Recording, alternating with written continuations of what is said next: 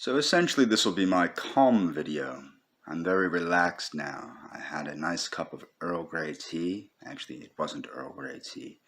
It was actually a mixture of pomegranate peel, lemon peel, and instant sugar-free, caffeine-free Lipton tea shaken up and drank for the antioxidants. It was very soothing, very relaxing.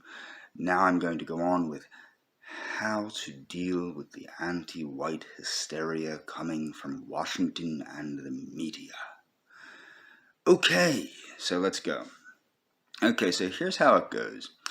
For far too long, white people have been tricked by the radical right into approaching what amounts to white civil liberties or the preservation of white rights with a type of aggressiveness and a type of I'll make fun of everybody that isn't white, and this idea, they eventually embrace this idea of white supremacy or white separatism.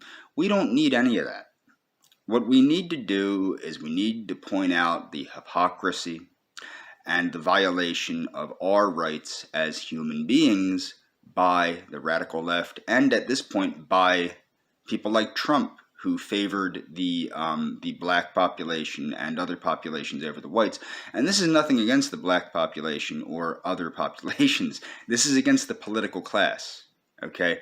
That's another thing that I think is unfortunate, is too many white people take out their aggression on the politicians that should be on the politicians, not aggression as in physical aggression, but perhaps verbal aggression or their ability to explain, well, this is not right, that politics has basically chosen certain people over other people. It's not fair that affirmative action makes it illegal to discriminate, ostracize, and basically disenfranchise white people in hiring, firing, promotion, all sorts of stuff, education. It's not right. It's a violation of our human rights, our civil liberties as U.S. citizens. Okay? It really is. Another thing is that white people need to speak out calmly and firmly against the anti-white attitudes in the media and in the politicians, like I did with the video I made previously regarding Nancy Pelosi, basically equating being white with being anti-American, which could not be further from the truth. This country was founded and created by white Americans, and we need to demand that white people are honored properly, not as white people. And also we want the removal of things like Black History Month or Native American History Month. We just want history. We don't need Asian American History Month or African American History Month or what have you. It's just history. Teach fair and balanced history. One of the things that always amazed me is we have very little Amerindian history taught in schools. And when it is taught, it's only taught in relation to how it concerns whites or the horrible, rotten white people and what they did to the poor indigenous people. It doesn't talk about indigenous people on an equal playing ground with whites as they were, as basically as partners in what happened. It was active participation on both sides, Native Americans and whites. What happened to the Native Americans was, we can look into history, and this is why I hope history is taught fairly, honestly, and openly. A lot of what happened to the Native Americans had to do with the weak way in which Anglo-America tried to nudge Amerindian people. They tried to nudge a Stone-Aged people into accepting basically our ways of life, our values, which were not their values. But if you compare that to, say, Latin America, where the Spaniards and the Portuguese, when they came in and they were very brutal and they enslaved them and made examples of them until they became Catholic and until they accepted what was, you know what I mean? This is how you will behave now. You're no longer going to be sacrificing people and eating their hearts and things like that. That's what made the difference. Was, if you notice, in Latin America, there's whole Amerindian countries, such as Guatemala, Peru. I mean, these countries are predominantly Amerindian countries, Mexico. These have been preserved due to the difference in how the Spaniards dealt with the Amerindians and how the Anglo-Americans did, which caused the ability of the Amerindians to commit raids and things of that, which caused the U.S. forces to have to push back and push back. And what people don't understand is, up until the early 1900s, the U.S. government had been fighting the Amerindians. Okay, so I mean, this is a lot of history that's just not mentioned. It's not fair that these things are not mentioned. Okay, it's not fair to the whites, to the Amerindians, or to anyone else that resides in this country that needs to understand U.S. history. So that's one thing, is we need to make it understood that we want fair and balanced history. We don't want to honor white people at the exception of other people. We just want to honor the history of this republic.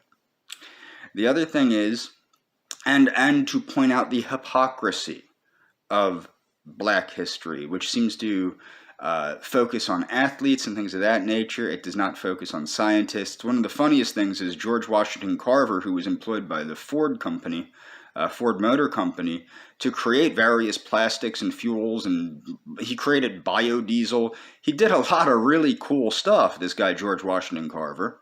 And what's he honored with? He created peanut butter, but he didn't create peanut butter. The ancient Aztecs had created peanut butter long before George Washington Carver did.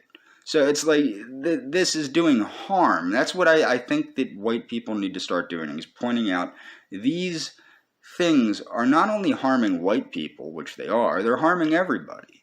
The radicalization, and they need to also talk about the radicalization of specific groups of people, how the left and now the right are radicalizing whole groups of people and causing division in this republic, making us a weaker country, making the rest of the world laugh at us. Look how ridiculous we look because of what happened in Washington, D.C.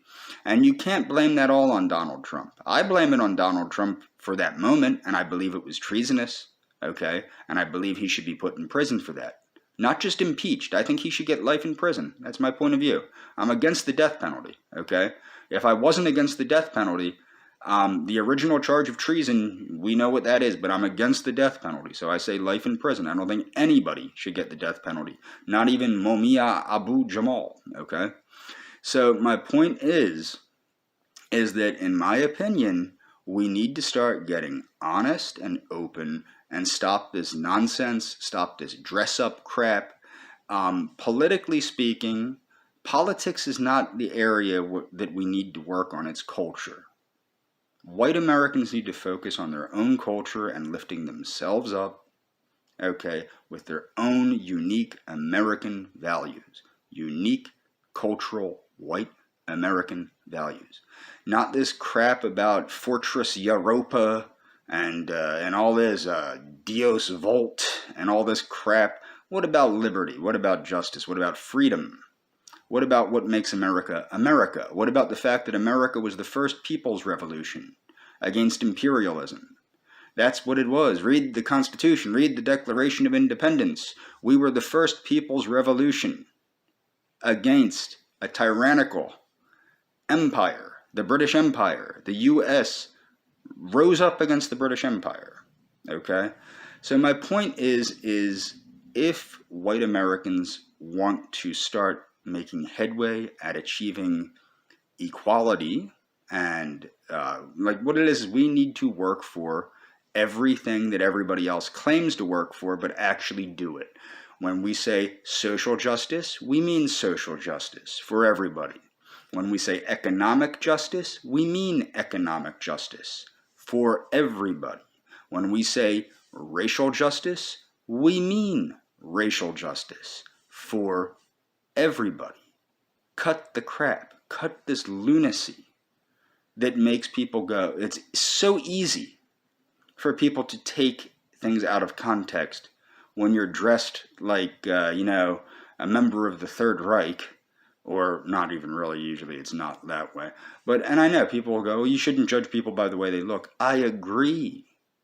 I don't put myself, like, I would not be somebody that would put myself out there usually. What got me on this channel originally was I wanted to make a channel for biohacking. And then a friend of mine recommended that I do political videos, so I did. And then, of course, there's that beautiful young lady from Argentina that doesn't wish to speak to me anymore. I don't know why. I'm just joking. I know why, and I'm sorry. My point is that this channel was not originally meant to have anything to do with politics. Somebody wanted me to put my political ideas out there, so I did. It got to the point where you can't, actually the initial reason I made this video, this channel, before I even had public videos, was to make private videos for my friend in Argentina. So really the whole reason behind this channel had nothing to do with me even expressing anything publicly. Everything was private originally. So there's always that. But the point is my intention with this channel was not to convert anybody to any particular opinion or to move society in any way. But the point is that I will make is when you have access to a medium like this, and everybody does, you have to take advantage of it to do what is morally and ethically right. And if you're a white American, it's morally and ethically correct for you to stand up for yourself and your people in a peaceful, calm, and reasonable way. And as you stand up for your people, you need to stand up for all other people, whether they're black or Jewish or Hispanic. Everybody deserves the right to self-preservation and the right to individual thoughts. And that's the problem we're having now, is we're having it so the government wants to outlaw thoughts. That's the whole reason. And that Act 230 thing, I was going to do a whole video about that. I'm not going to. That's a blessing. What that does is that allows social media to avoid being sued for things that I post or you post that could upset the apple cart and get them sued. Okay? So if that 230 Act was removed and didn't protect these big tech companies from personal lawsuits, say goodbye to Angie's Report, say goodbye to Yelp, say goodbye to Glassdoor.com, say goodbye to any negative reviews of anything ever, not to mention more important social discourse. Okay? That's the thing. Now, yeah, private tech companies, big tech does like to be anti-whatever. Yes, I think that big tech is anti-white. I think that big tech is anti-conservative. I think big tech is to a large extent anti-American and pro-globalist. I think that's just the facts. But I think that this is not pushed by any ideological thing necessarily, except in some cases with some individuals. More or less, what pushes big tech is putting the green in the blue, as Homer Simpson would say. The green being money and the blue being the pants pocket. Okay? So the point that I'm trying to make is what you need to understand is that a lot of this is pushed by global capitalism, which is why people need to recognize this is so. White people are very stupid in some ways, in the sense that they don't understand that they've been duped by the radical right, not even the right, because it's not the right, but by capitalism, by radical capitalists, by neocons. And they just parrot out this capitalist garbage, not understanding the dangers of capitalism, not understanding how capitalism is oppressing everybody, but especially them, because it's easy to oppress white people. White people are the minority in the world, okay? We are the minority on the globe. We are not the majority. The majority of people, like if you look at it, there's far more Asians, far more Mongoloid people. Mongoloid as in the anthropological classification. I'm not using it as an insult. There are far more Mongolian type people than there are white people. Okay? That's just a fact. I don't know the exact numbers, but I would assume there's probably even more black people in the world than there are white people. And then when you start getting into degrees of mixture, such as Zambos and things of that nature, Zambos, mulattoes, things like that, you have an even different number.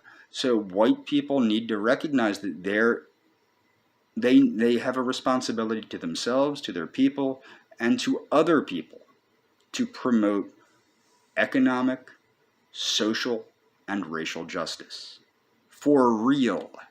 Not this nonsense, not this reversed racism crap. For real, promote those things. And you will see progress if you do that. But the problem is getting enough people to do that. And that's all for this video.